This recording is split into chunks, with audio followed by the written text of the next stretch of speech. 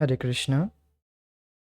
तो आज हम कृष्ण भावनामृत की प्राप्ति इस पुस्तक से दूसरा अध्याय सुख के लिए कठिन परिश्रम, इस अध्याय का आज तीसरा दिन है। हमने पिछले क्लास में चर्चा की थी कि इंद्रिय तृप्ति कैसा होता है। इंद्रिय तृप्ति एक उदाहरण दिया गया है कि जैसे एक सर्प बाहर से ठंडा और बिल्कुल ठंडा फील होता है तो उसे लोग अपना मफलर समझ के उसे पहनना चाहेगा या उसे भोग करना चाहेगा व्यक्ति। तो फिर वह उसे जो सर्प है वो सर्प के डस से मर जाता है। तो भोग का स्वरूप ऐसा है, पहले तो लगता है कि अच्छा है किंतु देन वह जानलेवा होता है। अर्थात आत्मघाती, जो आत्मा को नाश करेगा, आत्मा के जो स्वरूप है उसको उसके स्वरूप की ओर नहीं लाकर बिल्कुल एक अलग परिस्थिति में डाल देता है। तो उसका स्वरूप जो है ढक जाता है। वास्तव में आत्मा का स्वरूप आनंदमय है और सत शाश्वतता है, शाश्वतता और ज्ञानमय, ये सब कुछ, ये जो तीन गुण हैं यह ढक जाता है जब भी इंद्रिय तृप्ति की इच्छा जीव के हृदय में आता है। तो और शांति के विषय में बताया गया था, जब तक व्यक्ति के हृदय में इंद्रिय तृप्ति की तनिक भी इच्छा होगी तब तक वह शांत नहीं रह सकता है। ये बात भी बताया गया था। आज हम देखेंगे कि श्री भगवान की सेवा के बिना मनुष्य स्वतंत्र रूप में सुखी नहीं रह सकता है और धनोपार्जन करके सभी कार्यों को अवैध या वैध अन्यायपूर्वक करके भी, अर्थात चाहे वह वैध पूर्वक हो अर्थात सही तरीके से हो और गलत तरीके से आप धनोपार्जन करें, अगर वह भगवान की सेवा में ना यूज़ हो तो उस धन का कोई लाभ नहीं है। तो ये सब हम देखेंगे।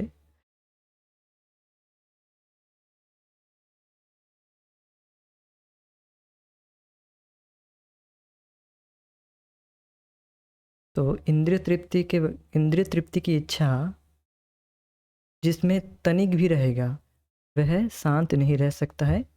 ये बात बताया गया है कि अब अतएव हमारे हमारे लिए ये आवश्यक है कि हम इंद्रियों का उपयोग भगवान की दिव्य सेवा के लिए करना सीखें और सभी वस्तुओं का उपयोग भगवान के लिए ही करना सीखें। केवल इसी प्रक्रिया से अत्यंत मनोवांछित शांति प्राप्त हो सकती है। अत्यंत मनोवांछित क्यों कहा गया है? क्योंकि सबकी इच्छा है कि वह शांति को प्राप्त करे, जीवन में सुख शांति से जिए। वास्तव में जीव इसीलिए तो इतना परिश्रम करता है। दिन भर इतना परिश्रम क्यों करते हैं सभी? क्योंकि जीवन में शांति आए, सुख आए, और क्या। तो अत्यंत मनोवांछित, सभी लोग चाहते हैं कि हम सुख से जिए, शांति से जीवन यापन करें, हर कोई चाहता है। तो इसीलिए बताया जा रहा है कि अत्यंत, अगर हर किसी को अगर अत्यंत मनोवांछित शांति चाहिए तो हर वस्तु को भगवान की सेवा में लगाना होगा और अम, हर जीव को, अपने साथ जितने भी परिवार में जितने भी लोग हैं उन सबको भगवान की सेवा में लगाना होगा, तब मनोवांछित शांति प्राप्त हो सकती है। जैसे पहले अध्याय में भी हमने चर्चा की थी कि शांति के जो सूत्र क्या है।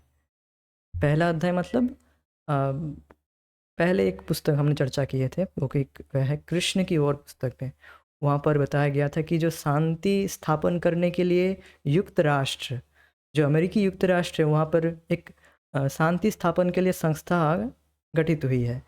तो वो लोग को पता नहीं है कि शांति का सूत्र क्या है। शांति का सूत्र यही है, जब तक व्यक्ति कृष्ण भावना भावित ना हो तब तक शांति स्थापित नहीं हो सकता है। क्योंकि हर व्यक्ति के जो इंटरेस्ट है वह अलग है, तो इंटरेस्ट आपस में क्लैश करेगा ही, तो शांति का सूत्र तभी भंग हो जाएगा। तो अब सोचिए, दो व्यक्ति का इंटरेस्ट अलग होता है तो दोनों में क्लैश होता है। अब इसको बड़े पैमाने में देखिए, परिवार, समाज और राष्ट्रीय, तो सबका एक इंटरेस्ट अलग अलग होगा तो सब में एक कैसे शांति स्थापित होगी। तो यद्यपि नाम तो युक्त राष्ट्र है, प्रभुपाद बताते हैं कि नाम तो युक्त राष्ट्र है किंतु अलग अलग फ्लैग हो जा रहे हैं, युक्त नहीं है। तो युक्त नहीं होगा, क्योंकि शांति के जो सूत्र हैं वह जब तक फॉलो नहीं किया जाएगा शांति स्थापित नहीं हो पाएगी। ये बात है। शरीर का कोई एक अंग स्वयं स्वतंत्र रूप से सुखी नहीं रह सकता, वह संपूर्ण शरीर की सेवा करके ही सुख प्राप्त कर सकता है। भगवान पूर्ण है और हम उस पूर्ण के अंश हैं, किंतु हम सब अपने निजी हित के कार्यकलाप में अत्यधिक व्यस्त हैं। कोई भी व्यक्ति श्री भगवान की सेवा के लिए तैयार नहीं है। हमारी भौतिक जीवन में बद्धता का और उससे उत्पन्न हुए दुखों का यही मूल कारण है। तो देखिए, ये उदाहरण तो पहले भी दिया गया है कि हाथ या शरीर का कोई भी अंग स्वतःस्फूर्त रूप से अपने आप शक्ति मिल जाता है, उसे अलग से उसको खाना भोजन आदि देना नहीं पड़ता है। बस केवल पेट में भोजन डालने से सारा जो शरीर का जितने भी अंग है, अंग मीन्स शरीर का जो अंश है, वह सब ऑटोमेटिक स्वतः उनको सबको पुष्टि मिल जाती है। तो इसी तरह से जीव जब भगवान की सेवा में लगेगा तभी उसे स्वतःस्फूर्त रूप से अपने आप ही आनंद मिलेगा जीव को। किंतु जीव बद्ध अवस्था में आने की वजह से, अर्थात एक शर्त, एक कंडीशन के रहने के वजह से, कंडीशन क्या है? कंडीशन यही हम सब में है कि हम भौतिक चीज़ों को भोग कर सुखी होंगे, और यह कंडीशनिंग अनादिकाल से हो रहा है। इसके वजह से उसमें जो रुझाव है वह उसी के प्रति चला जा रहा है, भौतिक वस्तु के प्रति। किंतु हमें इस तरह से धीरे धीरे शास्त्र को सुनकर हमें अपनी भावना को, अपनी बुद्धि को चेंज करना होगा, तभी हम सुखी हो पाएंगे।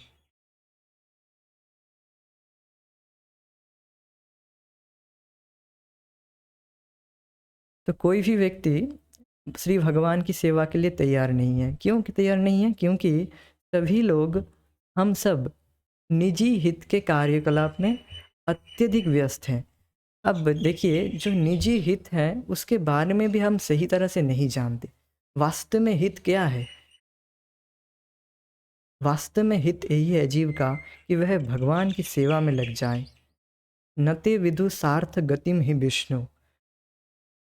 भगवान विष्णु की सेवा करना ही, भगवान विष्णु कृष्ण की सेवा करना ही जीव का वास्तविक स्वार्थ, स्व अर्थ, अर्थात वास्तव में उसका सेल्फ स्वार्थ, खुद का हितकर है, यही निजी हित है।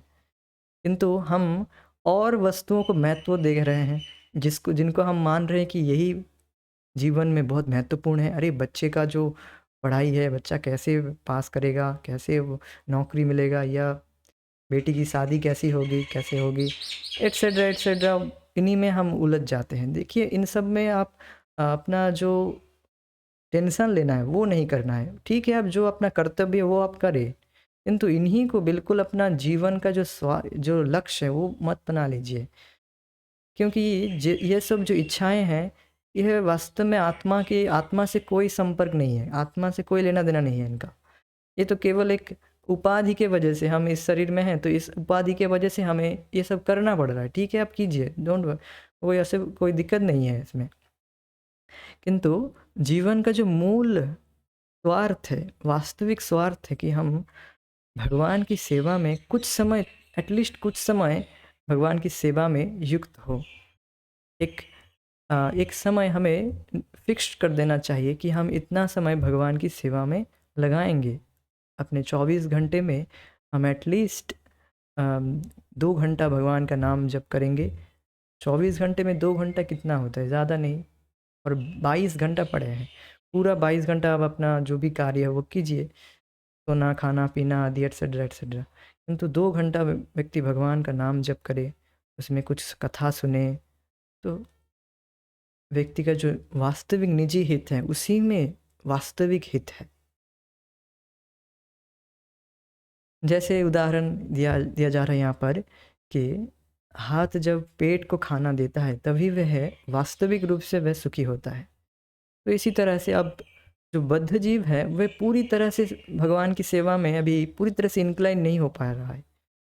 सुन तो रहा है, ठीक है, हाँ भगवान की सेवा करना चाहिए, फिर भी नहीं कर रहा है, तो उसे धीरे धीरे प्रयास करना चाहिए। धीरे धीरे थोड़ा थोड़ा करके सेवा को बढ़ाना चाहिए, थोड़ा थोड़ा करके सेवा करना चाहिए, भगवान का नाम जप करना चाहिए, तो धीरे धीरे हृदय शुद्ध होगा। देन और ज़्यादा इंक्लिनेशन भगवान के प्रति धीरे धीरे बढ़ेगा। तब वह धीरे धीरे खुद ही समझ पाएगा कि हाँ वास्तव में मैं भगवान की सेवा करके ही सुखी होता हूँ। और जो काम है, जो जो भी काम करना पड़ता है, उसे केवल हमें स्ट्रेस, एंग्जाइटी यही मिलता है और कुछ नहीं। तो हमारी भौतिक जीवन में बद्धता का और उससे उत्पन्न हुए दुखों का यही मूल कारण है। तो मूल कारण क्या है, हम समझ रहे हैं कि भगवान से विमुखता, भगवान की सेवा से विमुखता। भगवान की सेवा नहीं करेंगे, भक्ति नहीं करेंगे। सेवा मतलब क्या? सेवा मतलब भगवान का नाम जप करें। कलयुग में सबसे बड़ा सेवा यही है, या भगवान का नाम जप कीजिए, भगवान के विषय में सुनिए, श्रवण कीर्तन। यही सबसे बड़ी सेवा है। और आप भगवान के लिए आरती कर सकते, भोग लगा सकते, वो तो करना ही है, वो तो ठीक है, वो तो बिल्कुल है। किंतु जो बिल्कुल इंक्लाइन नहीं है भगवान की सेवा के प्रति, एटलीस्ट वह भगवान का नाम जप करे, कुछ कथा सुने, देन धीरे धीरे सब कुछ वह खुद ही करने लग जाएगा। अपने गगनचुंबी भवन के कार्यालय में बैठे सर्वोच्च अधिकारी से लेकर सड़क के मजदूर तक सब वैध या अवैध रूप से धन एकत्र करने के विचार से ही कार्य करते हैं। वस्तुतः वस्तुतः मतलब वास्तव में यह सब अवैध है, क्योंकि मनुष्य का केवल अपने निजी स्वार्थ के लिए कार्य करना अन्यायपूर्ण और विनाशकारी दोनों है। प्रभुपाद जी किस तरह से बता रहे, समझ रहे हैं? आप चाहे आप चाहे वैध रूप से धन कमाएं या अवैध रूप से धन कमाएं, अगर वह धन भगवान की सेवा में ना उपयोग हुआ तो उसका कोई अर्थ नहीं है। उ- उस अर्थ का जो अर्थ है वो उसमें कोई लाभ नहीं है। देखिए यहाँ पर क्या बताया जा रहा है। सब वैध या अवैध रूप से धन एकत्र करने के विचार से कार्य कर रहे हैं, किंतु वस्तुतः यह सब अवैध है। अब वैध रूप से धन कमाए या अवैध रूप से, वस्तुतः ये सब अवैध है।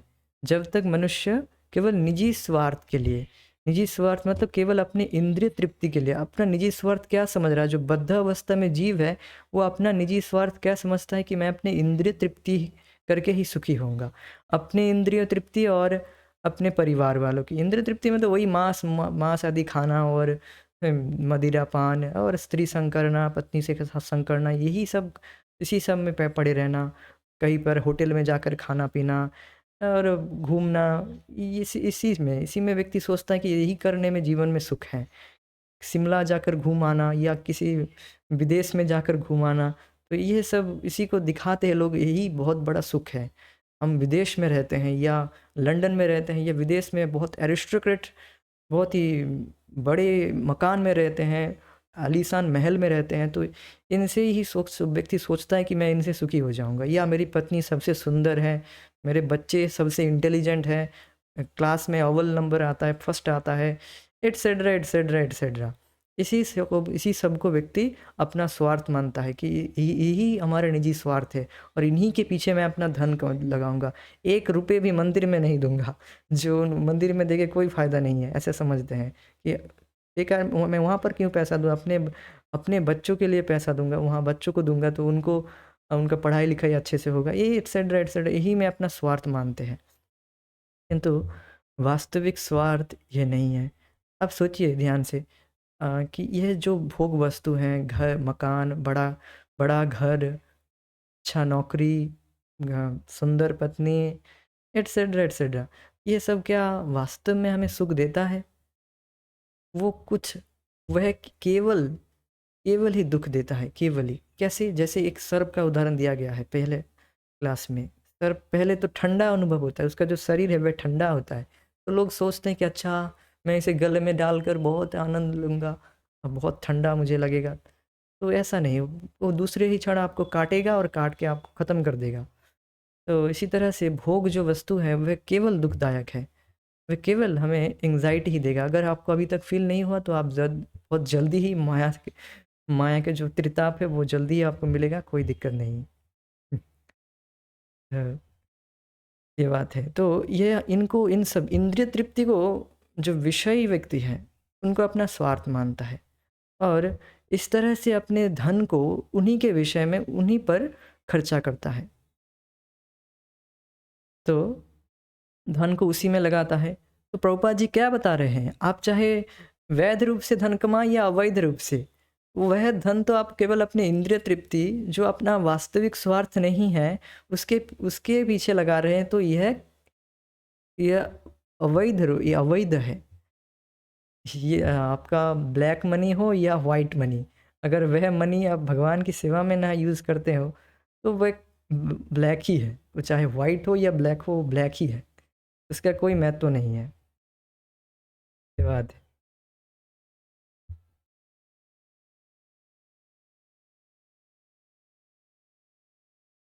यहाँ तक कि केवल अपनी ही, हाँ एक मिनट, हाँ, यहाँ तक कि केवल अपने ही स्वार्थ के लिए आध्यात्मिक अनुभूति का अनुशीलन भी अनुचित और हानिकारक है। बहुत महत्वपूर्ण है। देखिए, इवन हम अपने आध्यात्मिक अनुभूति के लिए अनुशीलन भी करते हैं, जो केवल अपने स्वार्थ के लिए सोचते हैं कि हम इस जगत से मुक्त हो जाएंगे और भगवान की सेवा में कोई रुचि नहीं है, भगवान को सेवा मिले ना मिले उससे कोई मतलब नहीं है, केवल हमारा दुख निवृत्त हो जाए और ब्रह्म ज्योति निराकार ब्रह्म में जाकर बिल्कुल उसी में मिल जाए और बिल्कुल शांति शांति, बिल्कुल शांति शांति करते रहेंगे वहीं पर। ऐसा देखा जाता है कुछ लोग, मुझसे तो एक मिला भी एक व्यक्ति, वो कहता है कि इस तरह से मैं शांति शांति करता हूँ और मुझे बहुत अच्छा लगता है, मैं सेवा वेवा में कुछ मुझे इंटरेस्ट नहीं, भगवान की सेवा क्या है, ये सब क्या, कुछ नहीं, मैं तो बस शांति शांति करता हूँ। मैंने उन्हें बताया, आप ठीक है, आप शांति शांति कीजिए, किंतु ज़्यादा देर आप शांति शांति नहीं कर पाएंगे, आपके ऊपर बम गिर जाएगा और आपकी शांति भंग हो जाएगी। तो बम गिर जाएगा मतलब क्या, जो माया का जो बम है वो आपके ऊपर गिरा देगी, वो सब शांति बिखर जाएगा। तो वास्तविक शांति का सूत्र यही है कि वे व्यक्ति भगवान की सेवा में लगे, भगवान को सुख दें, तभी वह सुखी हो पाएगा, तभी वह सुख शांति अनुभव कर पाएगा। और इसी तरह से आध्यात्मिक अनुभूति अर्थात व्यक्ति ऐसे पूरे जगत को छोड़ देता है, पूरी जगत से विरक्त हो जाता है। ऐसे भी आध्यात्मवादी है जो जगत से विरक्त हैं पूरी तरह से, किंतु भगवान से कोई मतलब नहीं है उनका, तो वह भी एक समय तक ज्ञान को प्राप्त कर लेने के बाद भी फिर गिर जाते हैं, क्योंकि सुख नहीं मिलता है, कुछ आनंद ही नहीं मिल, जीव का तो यह जीव का यह गुण ही है। हमने पहले क्लास में चर्चा किए थे कि सच्चिद आनंद जो लास्ट है आनंद, वह जीव का भी एक गुण है। तो जीव को जब तक आनंद नहीं मिलेगा वह कहीं भी जाए वह सुखी नहीं हो पाएगा, चाहे आप कहीं पर चले जाए, चंद्रमा चांद में भी चले जाए वहाँ पर भी सुखी नहीं रह पाएंगे आप। लोग अभी क्या क्या कर रहे हैं, चांद में जा रहे हैं, कहाँ कहाँ नहीं जा रहे हैं, ये सब। भाव यह है कि समस्त कर्म श्री कृष्ण की तुष्टि और उनकी सेवा के लिए उन्मुख होने चाहिए, ये बात, यही भाव है।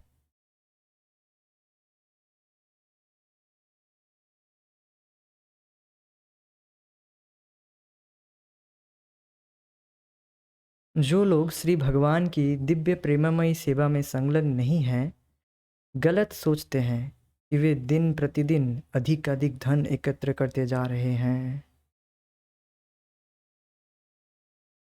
तो यह है माया, भगवान की माया। जब तक भगवान की शरण में नहीं जाता है व्यक्ति, भगवान की सेवा नहीं करता, वह इस तरह से इल्यूज्ड हो जाता है कि मैं ज़्यादा से ज़्यादा धन एकत्रित करके, सबसे ज़्यादा धनी बन के मैं सबसे ज़्यादा धनी बन के सुखी हो जाऊंगा। आप देख ही सकते हैं कि जगत में एक रैट रेस ये भी है कि सबसे ज़्यादा धनी कौन बनेगा करोड़पति इसमें लोग भाग लेते हैं। और सोचते हैं कि अपने बैंक अकाउंट में करोड़ों रुपए डालकर मैं सुखी हो जाऊंगा। देखिए, पैसे से आप कभी सुखी नहीं हो पाएंगे। पैसे से आप कुछ कंफर्ट्स मिल सकता है, और कंफर्ट अर्थात सुविधा आपको सुख नहीं दे सकता है। सुविधा होता है। सुविधा से व्यक्ति और ज़्यादा आलसी बन जाता है। किंतु अर्थात सुविधाएं व्यक्ति को सुख शांति नहीं दे सकता है। जितना ज़्यादा पैसा होता है उतना ज़्यादा एंग्जाइटी बढ़ जाता है। ये तो दृष्ट है। इतने पैसे को अब कैसे खर्चा करूं, मैं कैसे इनका मेंटेन करूं, और ज़्यादा चिंताएं लगा रहता है व्यक्ति का कि जब भी वह महाराज कहते हैं व्यक्ति एसी में रहता है फिर भी उसका हृदय जलता रहता है। हृदय जलता रहता है कि मेरा जो पैसा वो डूब तो नहीं जाएगा, या मेरे ऊपर कोई जो टैक्स वगैरह तो नहीं लग जाएगा। वो हज़ार चिंता करते रहेगा। जितना ज़्यादा पैसा होगा उतने उसके ऊपर और ज़्यादा टैक्स आएगा कि इसके इतना पैसा कैसे आया, तो टैक्स तो आएगा ही। तो वो सोचेगा अरे इतना टैक्स चला जाएगा, तो उसी में वो और ज़्यादा उलझ जाएगा व्यक्ति, और दिन भर उसी के विषय में सोचता रहेगा। और ऐसे सोचते सोचते सोचते सोचते बिल्कुल समय समाप्त, जीवन का जो काल है वह समाप्त। अब मृत्यु मृत्यु सर्व हरश्चाहम, मृत्यु सब कुछ हर लेगा व्यक्ति का। भगवान कहते हैं कालोष्मी लोकुच्छाय कृत्रम, मैं काल के रूप में आता हूँ, मृत्यु के रूप में आता हूँ। यद्यपि व्यक्ति मुझे मानता नहीं है फिर भी मैं उसके जीवन में आता हूँ मृत्यु के रूप में, और फिर उसे मुझे मानना ही होगा, चाहे वह माने या ना माने। मैं उसे मृत्यु के रूप में उसको ग्रास कर लेता हूँ, उसके सारे धन सब कुछ छीन लेता हूँ। ये बात है। तो इसीलिए जब तक व्यक्ति इंद्रिय तृप्ति को अपना जीवन का महत्व अपना जीवन का लक्ष्य बनाएगा, उसका जीवन सदा हानिकारक और विनाशकारी हो जाएगा। ये बात है। अब बहुत सुंदर श्लोक बताया जा रहा है। इस श्लोक में बताया जा रहा है कि जो अ, जो आसुरी प्रवृत्ति के व्यक्ति हैं वह दिन भर हजारों चिंता, हजारों काम वासनाएं हृदय में रखते हैं। तो काम वासना ज्यों ही हृदय में आता है, अर्थात इंद्रिय तृप्ति की इच्छाएं, त्यों ही वह और ज़्यादा चिंतित हो जाता है, और ज़्यादा टेंशन में आ जाता है। त्यों ही शोक मोह भय ये सब आ जाता है। ये बात इसमें बताया जाएगा। देखिए, आशापाश सतर्वध्या काम क्रोध परायणा इहन्ति काम भोगर्थम अन्नायेनार्थ संजयान। आशपाश शतैर्वध्या काम क्रोधा परायणा इहन्ति काम भोगार्थम अन्यार्थे संजयान। आशापाश शतैर्वध्या, तो व्यक्ति के हृदय में जब आशा अर्थात काम इच्छाएं जागृत हो जाती है, और कितने बता रहे हैं, सैकड़ों सैकड़ों आशा तो सैकड़ों इच्छाएं जब हृदय में आ जाता है, तब वह बिल्कुल बद्ध हो जाता है, बंध जाता है उन इच्छाओं से, और काम क्रोध परायणा, और काम क्रोध से वह युक्त हो जाता है।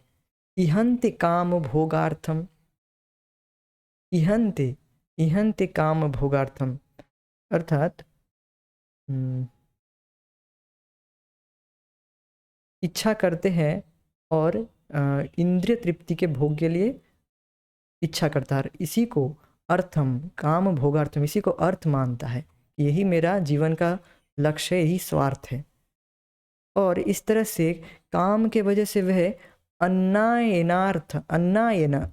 के द्वारा, अर्थात व्यक्ति फिर झूठ बोल के, मिथ्या अर्थात झूठ बोल के या अन्याय रूप से चोरी करके भी धन इकट्ठा करता है, क्योंकि हृदय में काम है। तो इस तरह से धन संग्रह करता है। तो बताया जा रहा है कि जो आसुरी प्रवृत्ति वाले लोग इच्छा रूपी हजार बंधनों में बंधे हुए काम क्रोध के परायण हुए इंद्रिय तृप्ति के लिए अन्याय पूर्वक धन संचय करते हैं। तो देखिए व्यक्ति का विनाश किस तरह से होता जाता है धीरे धीरे। जब हृदय में इस तरह से इंद्रिय तृप्ति की इच्छाएं बढ़ जाती है तो हृदय में बहुत ज़्यादा इच्छाएं बढ़ जाने की वजह से वह इच्छा पूर्ण करने के लिए वो व्यक्ति किसी भी हद तक जा सकता है। तो क्या क्या वह हद क्या है, क्या करता है व्यक्ति फिर? झूठ बोल के कैसे भी, चोरी करके कैसे भी धन कमाने का प्रयास करता है, वह भोग को प्राप्त करने का प्रयास करता है। अन्नायन अर्थ संचयान, अन्याय से भी वह संचय करता है।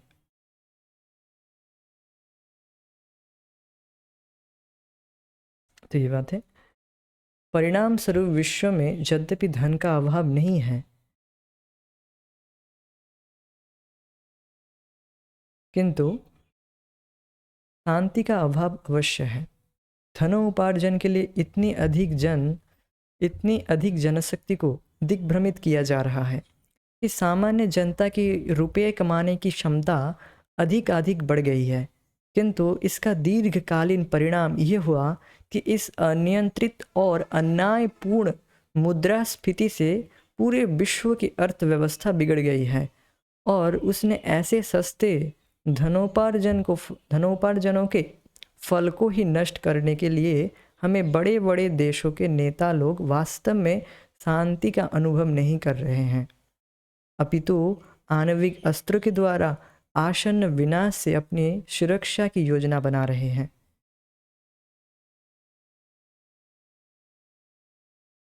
तो जो आशा पाश शतर्वध्या, इस श्लोक से इसको मैपिंग कीजिए। हृदय में बहुत सारी इच्छाएं होती है। अब इच्छाएं ज़्यादा होने की वजह से व्यक्ति और ज़्यादा धन चाहता है।